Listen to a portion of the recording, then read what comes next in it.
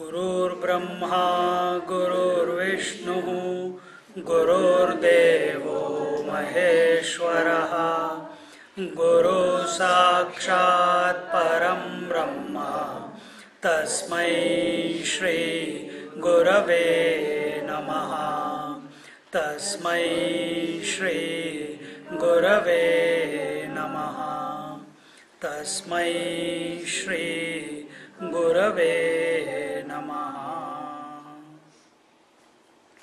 We are on the 6th verse and it says Rutamatma param brahma satyamityadika budaihi kalpita vyavaharartham tasya sanjna mahatmana. The divine truth, Rutam, that's another name given to it, the self, the supreme Brahman, the truth, such are the names of the great essence that have been invented by the wise for the sake of transaction or communication of knowledge alone. So all the names, the divinity, the self, the pure consciousness, the Paramatma, the Brahman, the what is the Ritam, the supreme, the truth, all these are names only for communication's sake. No word can reach the essence. Jnaneshwar Maharaj, we have just completed one chapter in Amrut Anubhav where it says Shabda Khandana. Shabda Khandana is that how the words are important to realize the truth. Then he says, what about the words Satchit Anand? He says, Satchit Anand, they cannot define the truth.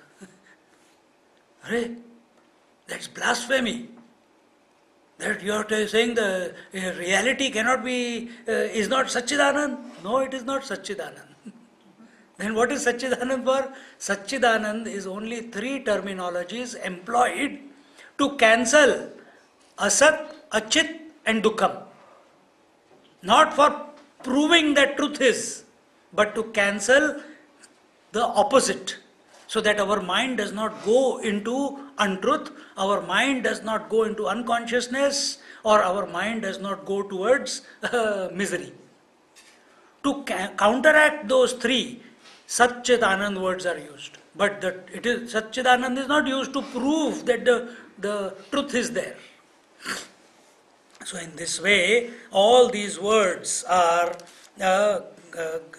just invented by the seers to communicate only.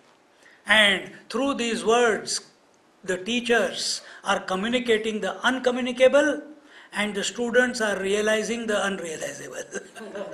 This is what the drama going on.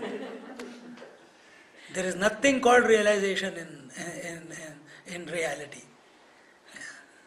And the student also says, yes, I understand. And we spend so much time doing sadhana, doing meditation to realize. But there is nothing called realization.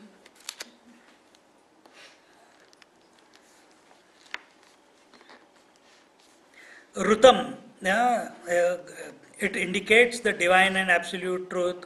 Atma is the self-effulgent principle within us. Param is that which is para, which is beyond time, space and objectivity.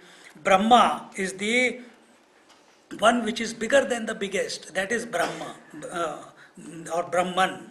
Satyam, that is the truth, that is other than the past, present and future, that is the truth. And in this way, this unchanging truth, how did this changing world appear or emerge out of this changeless truth is the next question. Satatha bhuta evatma स्वयमन्य एवोल्लसन् जीवतामुपयातीव मननात् स्थूलतां गतः. He says, through the process of thinking, that very self as though becoming gross and appearing different from itself attains to the state of the individual soul by itself. How? Sankalpa matra. So what is sankalp? Determination, imagination. Who imagined that truth? Oh, truth imagines also. Therefore it is as if. Because truth doesn't need this scripture, truth doesn't need to realize itself, it is already what it is. It is we who feel we are bound, it is we who feel we are limited, conditioned, and who are seeking liberation, isn't it?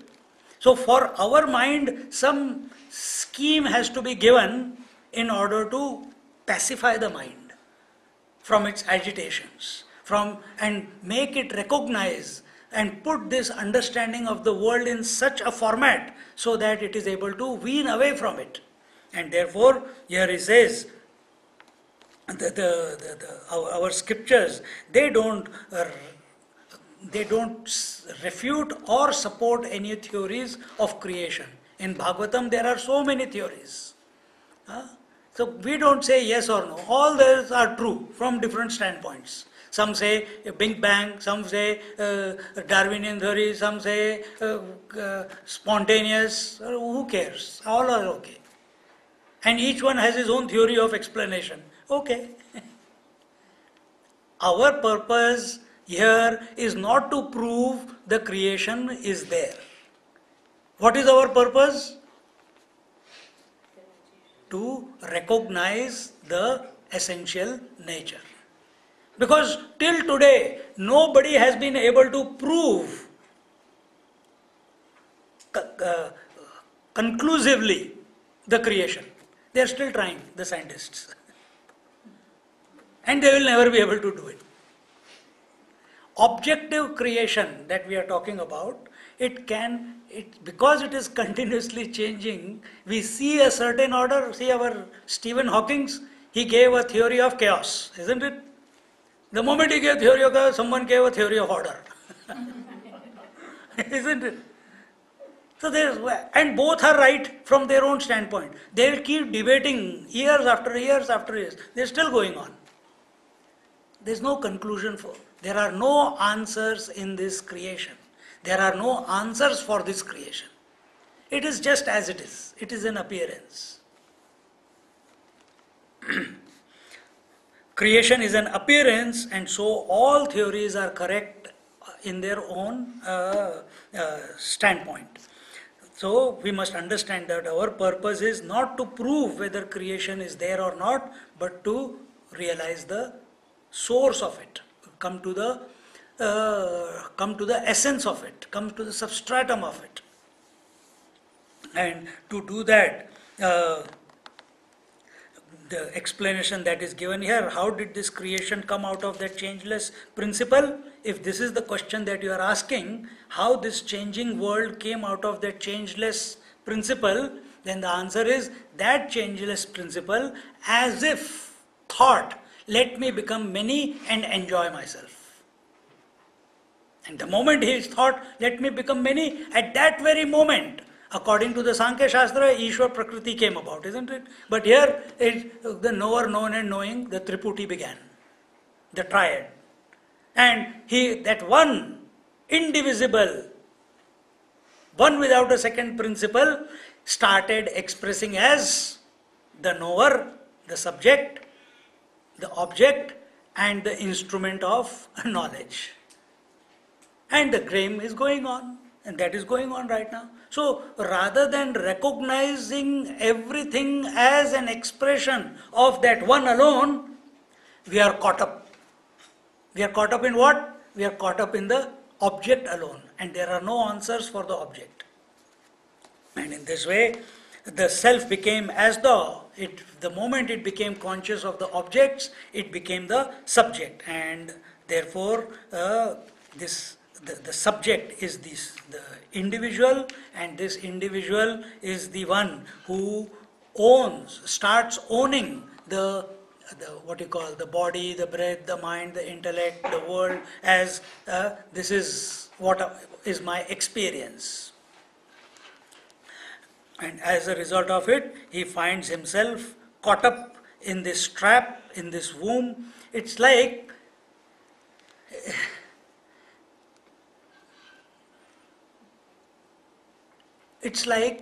the water complaining that I want to be free of this waveform. This is very tight. This is very. I want freedom. I want freedom. Is water free?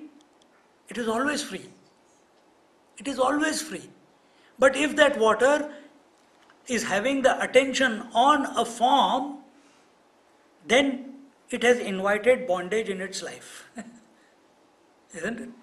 Same is our case. Because our attention is only on this form, and we think we are only this form, and based on this form is all our interactions in this world, then fights, then there is bondage, then there is liberation, then there is a seeker, then there is a teacher, then there is today, whatever. Everything that goes on is only for this one identified with the body called Jiva. And liberation is also for this Jiva. So recognize that Jiva is Jiva Bhav. If you come to, no problem. But if you come to this individuality, then there is a problem. And understand, this Jiva is the principle. What is the principle about this Jiva? It is like this light. That electricity expressing through one bulb and one filament is expressing light. Light has no form.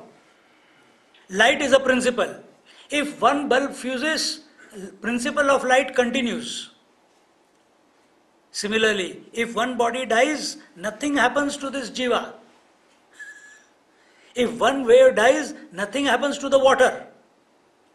But we feel that, oh my God, what will happen to my property? What will happen to my cars? What will happen to my children and grandchildren? What will happen to my job? What will happen to my business?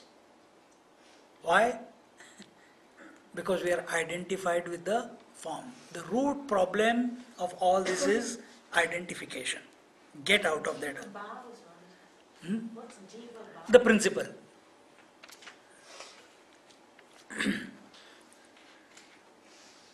This way, mano bhavati bhutatma taranga eva varidhe tene yam indrajala shrihi jagati pravitanyate.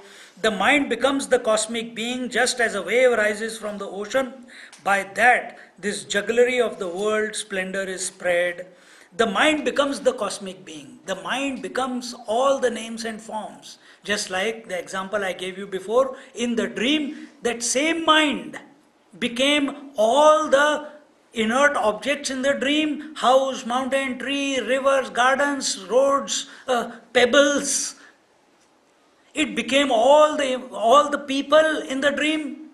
It became all the emotions, and it became all the thoughts of those individual people in the dream, isn't it? This is your experience every night when you go to dream. Or not you go to dream, but when the dream happens. That one mind becomes myriad of that dream world. Exactly the same way, in the waking state, this mind alone has become the waking world. There it is happening very fast, here it is happening slow, and therefore we think it is real. It is not real.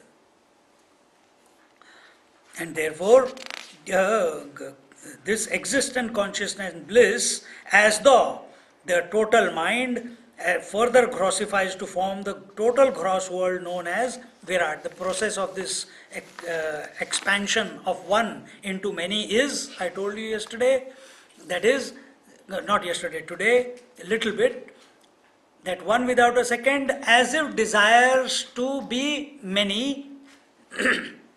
Here the Mahatmas give one example. there is there is a production of waves on the river, and there is appearance of waves on the ocean also. The river's waves have a purpose. What is the purpose? That we have to reach the ocean to become one with the ocean, isn't it? So the waves are appearing as a result of that desire to merge into the ocean, isn't it? And then merging happens and river loses its identity. So because of that movement towards the ocean, the waves are appearing on the river. Then why are the waves appearing on the ocean?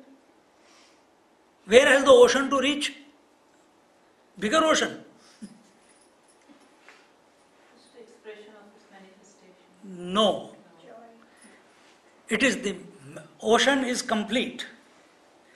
So, when what is completeness? Ananda Swarup, Paramananda Swarup. And that joy, that bliss is expressing as the waves on the ocean. This is how Mahatmas explain. So, the river's waves are born out of a desire, ocean's waves are born out of completeness. Recognize this. Or when you recognize that this whole creation has been created out of you, out of your fullness, not out of a desire, then you will enjoy it. Then you will be witnessing it. Then you will not be affected by it. Like all other Mahatmas.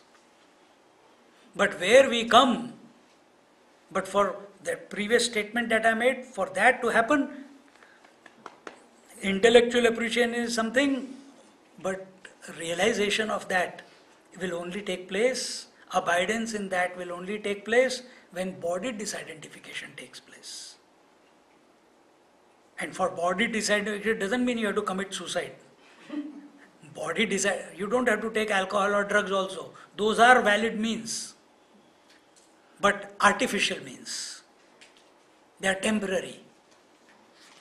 So if you want a lasting disidentification from the body, then what do we have to do? How do we bring it about?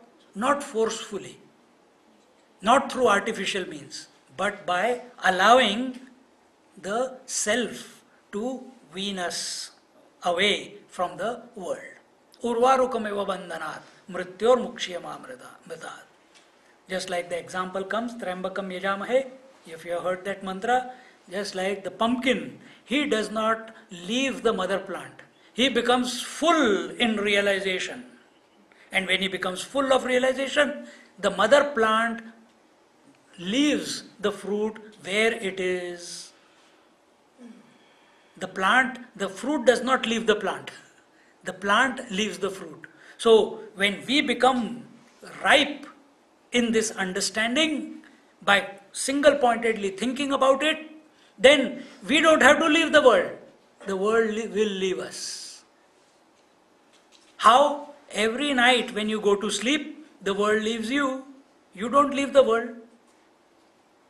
All your dues and the bills and the relationships and jealousies and angers and aspirations and anxieties and everything becomes zero when you are single-pointedly thinking about sleep.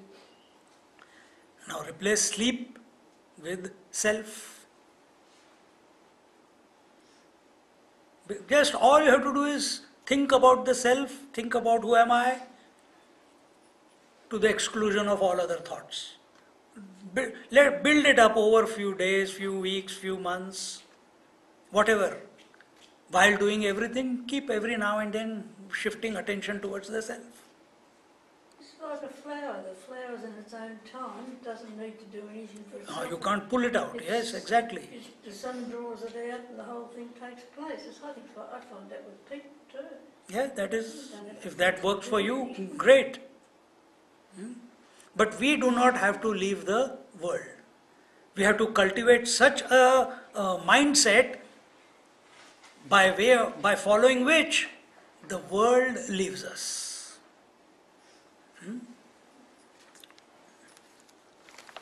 So in this way, the question was, how does this changing world appear out of this changeless principle? The first step was that the one without a second principle is there. He desired to be many, to experience himself. Leela karni hai. It's a leela, it's a game. So he became many. He became many how? With the moment this desire appeared in him, as if that one reality is called as Ishvara and Prakriti. Then Ishvara tickles the Prakriti, and the Prakriti starts becoming alive. Prakriti is matter. Matter is inert. But when does inert matter become alive? Just like a dry seed is there. And when it is lying in a bottle, no life in it. Yesterday's example. But when sun and water is given to it, suddenly life sprouts within the seed. It is a dry piece like this, suddenly it bulges. The total potentiality in that tiny seed to express as the trunk, the branches, the leaves, the fruits, the flowers, all that potential is there. And not just one branch or two branch, not just one fruit or two fruits, infinite number of fruits and flowers, infinite number of leaves. Where is it all? In unmanifest form inside that seed. That seed is the Hiranyagarbha. And when all that unmanifest becomes manifest, it is called Virat.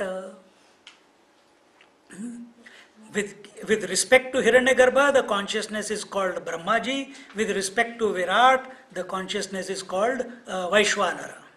This is at the level of totality.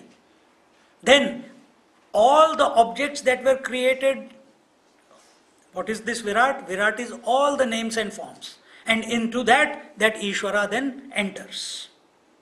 See? Till here, so if you take this is one name and form and into it enters and identifies with it, this is the principle. This is going on. Whether you like it or not, this phenomena is going on. Just like when you were born and the life entered into this, because every child is born dead, if I am right. And when the life comes in, at that very moment, suddenly, every cell gets activated, isn't it? So imagine, slow down the whole process with a slow camera, like they show a bud becoming a flower within 30 seconds. So imagine if the life entered into this child and the movement of pranas and the consciousness through everything. Imagine every cell slowly, the same consciousness is entering all the limbs, all the organs, all the cells. See? So Virat is that total. Now if you consider this is the total and all the cells are the individual, does individual have any existence without the total? It doesn't. But we feel, no. If one cell dies in your body, anything happens to you? To the total? Nothing happens. I gave you the example of light. If one light goes, anything happens to the principle of light? Nothing happens. Matter comes and goes. So many cells are dying, so many cells are being born. Nothing happens to the conscious principle. See? This is Jiva Bhav. But when this consciousness gets identified with this body and this, not just this body, with all the relationships, then the ego comes up. That I am only this, not the principle. If you come to this principle, it is Jiva Bhav. If you drop that principle and get identified, it is ego, the Jivatma or Jiva. And therefore, here it is told, and then after, this is the Ishvara Srishti, till this phenomena. Then comes Jiva Srishti. Jiva Srishti is what? That without me, my parents cannot live. That my life is nothing without my children. That if I don't go to the work, I think the boss cannot continue to function my presence is indispensable. This is Jiva Srishti. that I am the owner of this body, I am in control of my life, I have to do to become successful. Huh? All this, the past, the future, all this is of the jiva, of the ego, not of the jiva. So you come out of the jiva, the ego, to be the jiva. From the jiva, you go to the total. And from the total, you merge into the infinite. That is one way. There are many ways of going back. And therefore, just because we gave you this whole sequence, that one without a second changeless reality, as if wanted to experience, then the whole journey was told. Because it was told does not mean that it is real. That is the point I am going to make now. Because the story was told does not mean that story is real. Reality is still that one without a second. Nothing else.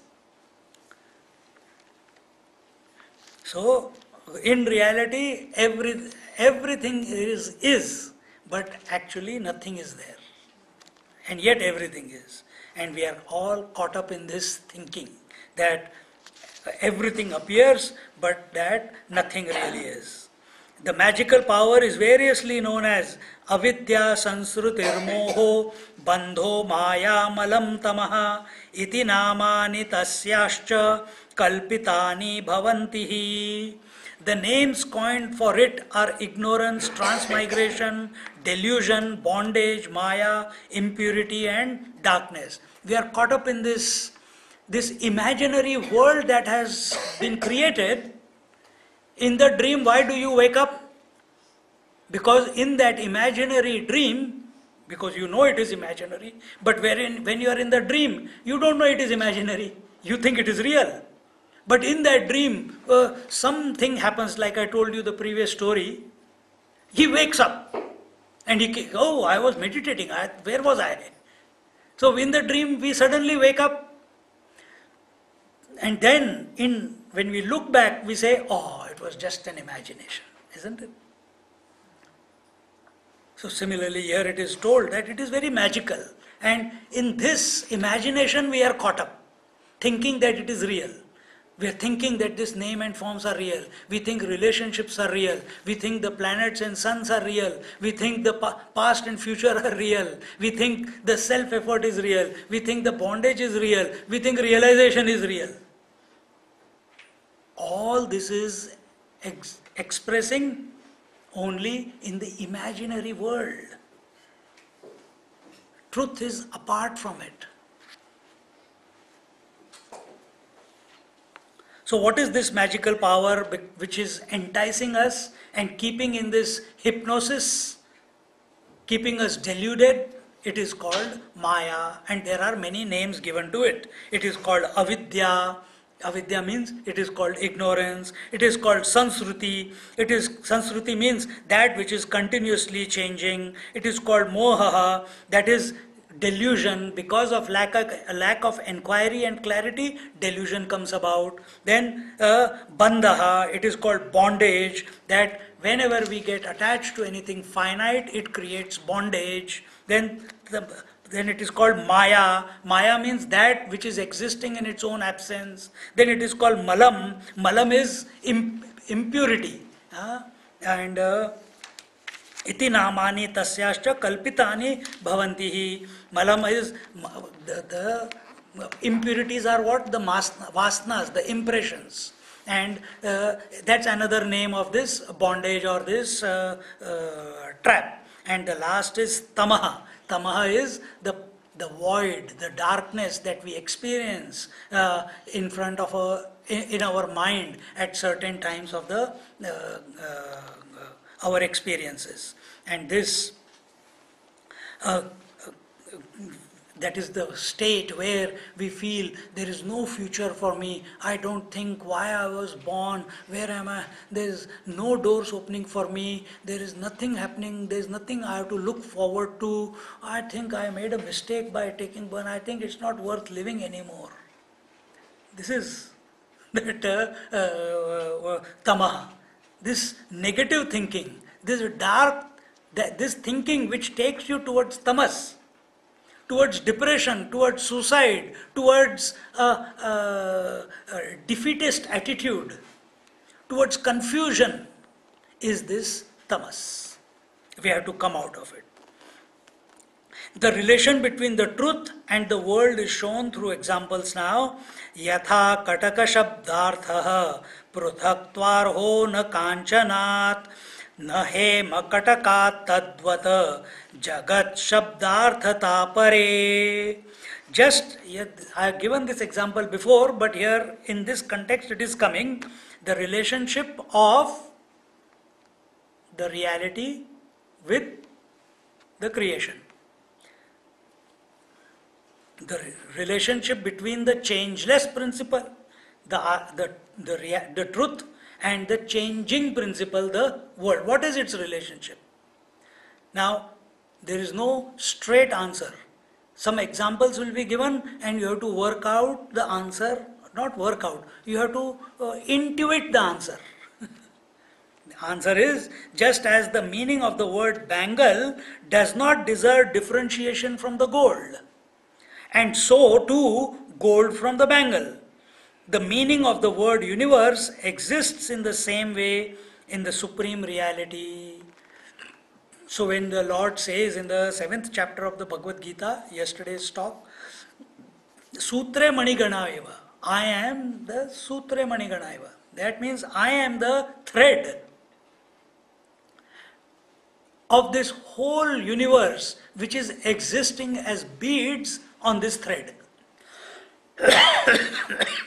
If you are wearing a necklace which is made up of gold and on it there are gold beads, so what are you wearing? A necklace of gold beads, isn't it? The beads are also made of gold. The chain inside is also made up of gold. So if it is all gold, why you are calling a chain or a necklace? Why are you giving it a different name? This is the drama that is going on. So the Lord is the truth is the thread, and the truth is all the names and form, is all the objects of this universe. And so what I told you in the beginning, He is the material cause and He is the efficient cause. Nothing other than that infinite truth exists in this creation. But what are we seeing?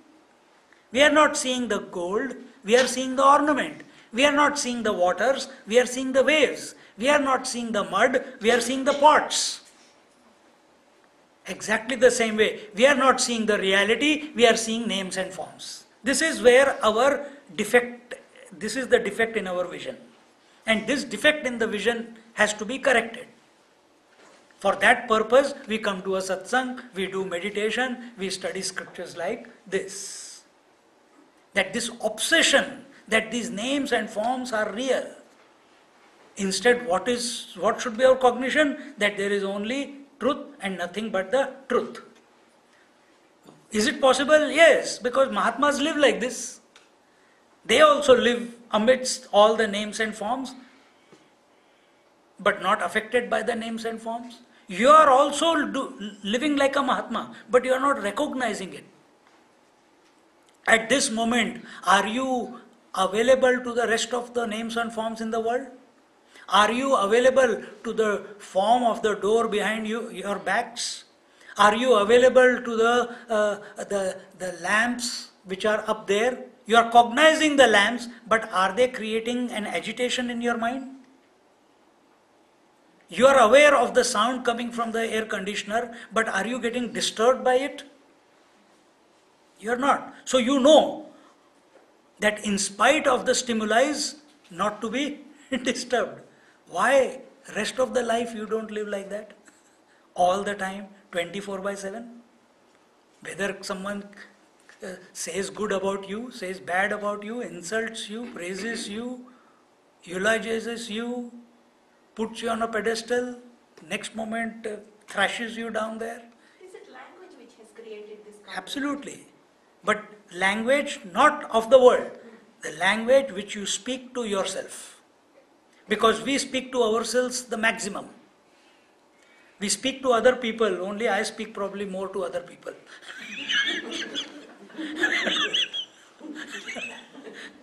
बदला लेता हूं मैं. I take the revenge. No. Majority of the dialogues, that communication that is going on is not between you and someone else. Majority of the communication is between you and yourself in the mind, isn't it? What is the quality of that communication? Is it reflecting the way scriptures are asking you to communicate with yourself? Or are you communicating based on your imaginations? See? So when you think, you train yourself to think in such a manner that every time the mind starts thinking, it should fall into one of the grooves of the scriptures. See? Otherwise, we are doing disservice to ourselves. We'll get slowly over a period of time, we'll get confused, we'll get muddled up, we'll lose the plot, we'll get depressed, and then we'll say,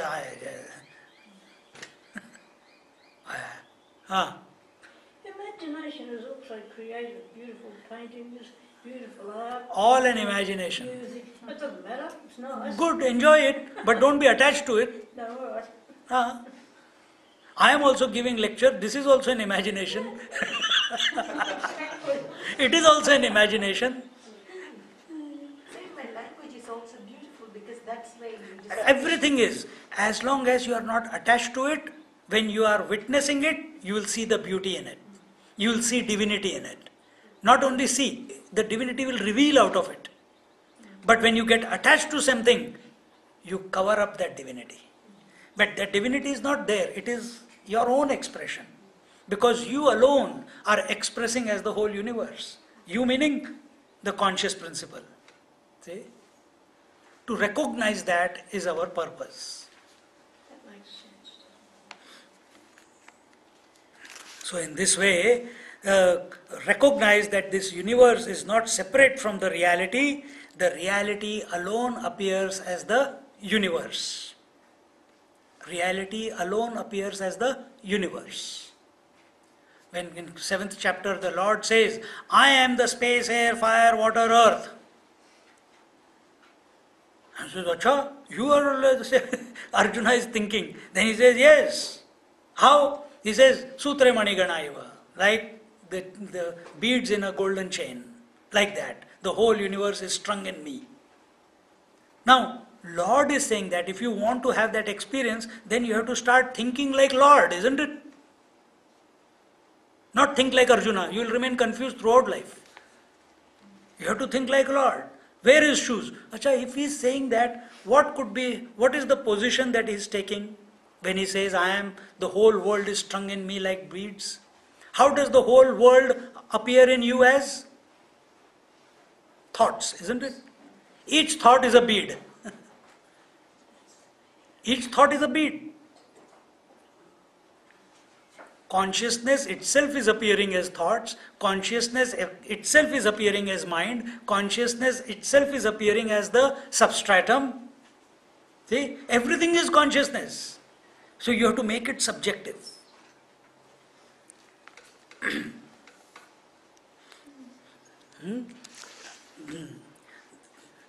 The reality alone appears as the universe, yet the reality is not the universe. It is far beyond the universe. The universe cannot limit the reality, nor is it in competition with the reality. Why? Universe is names and forms. Names and forms cannot express without the reality, isn't it? Names and forms cannot express without the reality. But is reality only names and forms? No. Reality is much more than names and forms, and therefore it is not subservient, it is not trapped, it is not enslaved by the names and forms, even though expressing as names and forms. But what happens to us? Suppose, like reality expresses as names and forms, we express as father, mother, daughter, sister, and then become miserable on account of them. We have got trapped. If we can express through all those roles and remain a witness, then it's something to talk about. Then a scripture will be written about you. See? Creation is explained through another example. Yathankurontar bijasya sanstito desha kalatah tanoti bhasuram deham tanotyevam hi drushyad dhihi. The intelligent principle within the universe spreads just as a sprout existing in the seed, producing a shiny body due to the influence of place and time. So, a seed has the potential to become innumerable trees. I gave you the example before. The seed will not sprout till a conducive environment is brought about. It has to have the water, it has to have the sunshine. Only then it will start sprouting. And when the sprouting takes place, then what comes out? The tree, the trunk, the branches, the leaves, the flowers, the fruits, all these come out of that one seed. Exactly the same way, the intelligent principle. What is that intelligent principle? The intellect. Out of that intellect, the whole universe rises out of it at the right time. What is the right time? When life is infused into this system, not otherwise. And all what you call and when the right time, and see, what is the right time of the birth? If we think about reincarnation, which is one of the principles taken here, then what is the right time? You don't know when you will be born. You don't know when you will die. So whenever you are born, at that time, all the names and form, everything is given rise to from this intelligent principle.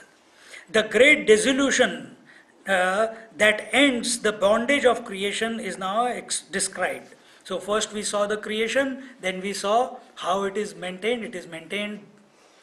It is created out of the one principle, it is maintained in the one principle. Now the dissolution, where does it go back? See, if you want, instead of thinking in such big things, in so many words, if you want to bring it down, you concentrate from where does the breath begin, where is the breath maintained, where does the breath merge back into. Or you train your mind to chant Om or any mantra. After some time, you contemplate where is this Om beginning from? What is the source of this Om? Where it is maintained? Om. And when it concludes, where it merges back? These 3-4 verses that we have done, you will find the answer subjectively. Because otherwise these will remain only words. संकल्पजाले गलिते स्वरूपमवशिष्यते महाप्रलय संपत्ता अवसतां समुपागते अशेष दृश्य सर्गादौ शान्तमेवावशिष्यते आस्ते नस्तमितो भास्वान् परमात्मा महेश्वरः. When the web of thoughts, the question is, the great dissolution that ends the bondage of creation is being told. When the web of thought ceases, one's own natural state is left behind. When the great dissolution is accomplished and the state of non-existence of objects is reached, and at the beginning of creation only stillness remains, the Supreme Self alone exists, the great Lord, the shining light which never sets. So how do we realize the Self? How do we come to know where the whole world merges back into? Where does it merge back into? Into the Self alone. But how do we catch it? How do we experience? Are we going to be alive till that Mahapralaya takes place, the great dissolution takes place? Are we going to wait for the floods to happen? Are we going to wait for the fire to engulf the whole planet? Then we will come to know. Till then we will not be alive. If you want to find the answer before we die, not at the time of death. Like sleep, but conscious sleep, not unconscious sleep. So here it is told that when the web of thoughts cease, one's own natural state is left behind. When the last thought from your mind dies away. How does it die away? Die away? How does it die away? By yawning. Huh?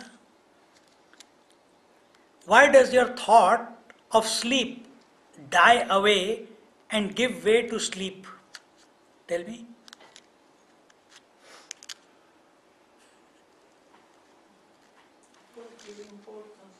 Hmm? You don't give importance to the thought of the sleep. Okay? You don't give importance to the thought of the sleep, but you give importance to what sleep is. And what is sleep for you? A state of no thought, isn't it? So you are using the words I want sleep, but the word sleep is indicating a state which the mind cannot experience. Isn't it? And you are so focused on it that as you keep thinking, the last thought, I am just about gone. Now duplicate that on the seat of meditation. What do I do? Go to sleep on the seat of meditation. Go to sleep. And when you are going to sleep, I am serious. When you are going to sleep, catch yourself not to go to sleep.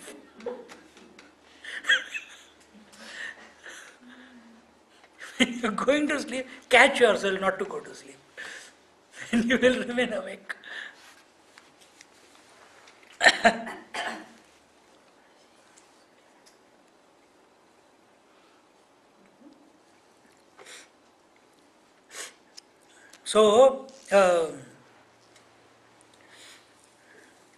So it is, see, the entire universe was created by a thought, a sankalpa, an imagination, a desire, if you may say, isn't it? Then how will dissolution take place? When that desire is let go of, isn't it? It has to go off. So you have to give up the thought of sleep in order to go into sleep. Similarly, you have to give up the thought that I am seeking something in order to abide in what you already are. So this habit of the mind to think about something, to desire something, that has to be given up. Because this desire, this sankalpa itself is the one which projects, which imagines, which nurtures, which entices, which traps, which expands, because one desire will expand into 100. So this desire has to be arrested.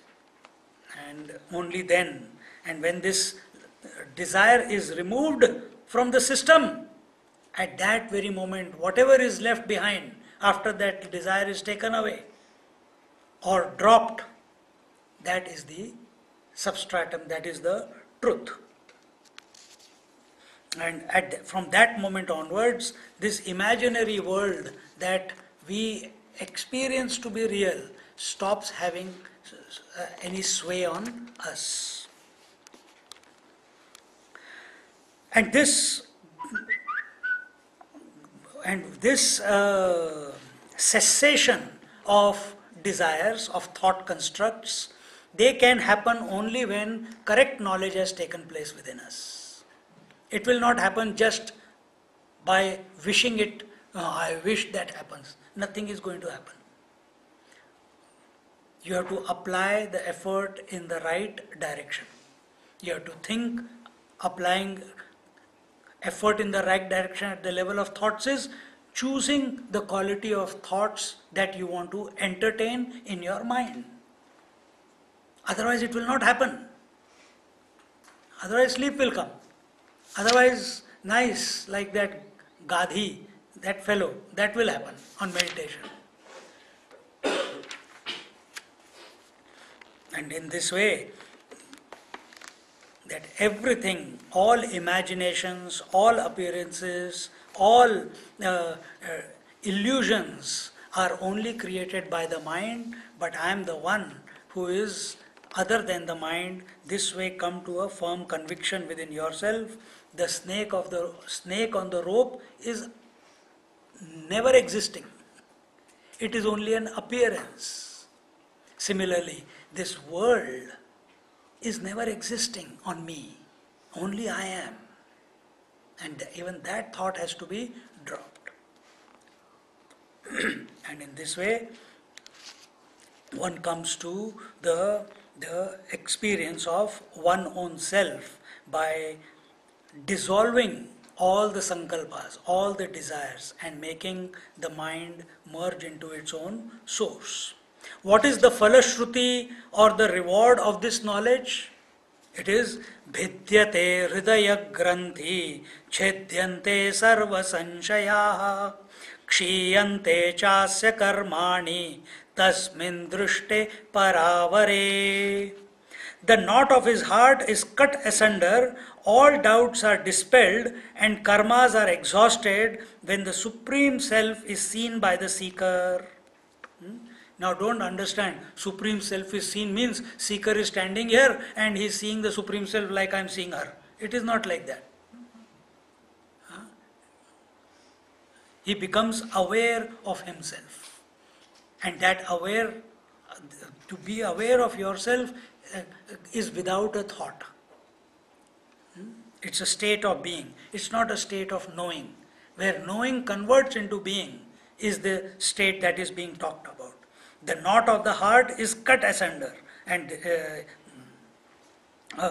when it says bhidyate hridaya granthi, that means the knot is avidya kama karma. Ignorance leads to desire, and desire leads to activity.